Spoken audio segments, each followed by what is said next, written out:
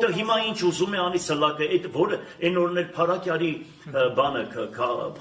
գյուղապետ է համայնքապետին այդ խեղճ տղուն խփեցին, սպանեցին ու ասեցին վենդետա է։ Գիտեք ինչ, իրանք նստած նայում են։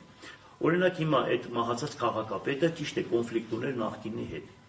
Գնում են նրան դուխ են տալիս պետականորեն, չվախենն ազբանես կոմենքում դուխ են տալիս, ու նիգե գալիս է իր գործը անում է, այսինքն իրանց գործն արեցին ուրիշի ձեռքով, ով չի հասկանում, ամբողջ երկիրը դա է խոսում։ Այդ մարտասպանիներին ծևի էին տանում, ոնց որ կինոթատրոն էին գնում։ Ընձի եկան, ես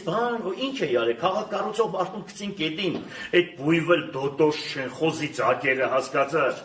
Հա 15 հոգով 20 հոգով ավտոմատները սենց դրել են, ես ասում եմ հոպ այդ տղա բան սենց հասկացար, գցեցին մեզի գետին, քաշ տվեցին բանես կոմենքով, այդ մարտասպաններին ձերքերը բռնած մարդու կնգապես կինո էին գնում, այդ ով չի հասկանում այդ կան բանը։ Մենք վերջը հավոտի միջից հասկանում ենք, թե դրանք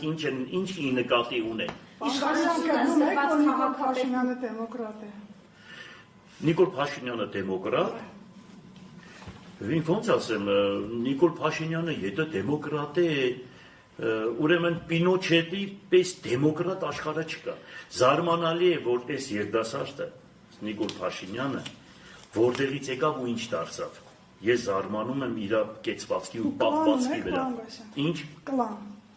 Կլան։ Ասում են, որ քաղաքը կլան է ղեկավարում։ Ուրեմն դրանք հատուկ խոսույթներ են ընտրում։ Իրենց ուրեմն գնում են սրանց դաստիարակում են, թե ինչ անեն, որ մարդկանց հասկացար, վատաբանեն, ժողովրդի մեջ տարածեն ու մարդկանց ռեյտինգը ուրեմն գցեն ներքև։ Դրանք հատուկ այդպիսի դպրոցներն ավարտած եկել են։ Ինչի որտեղ կա կլան որ, այսօր կլանը ԿՊ-ի կլանն է,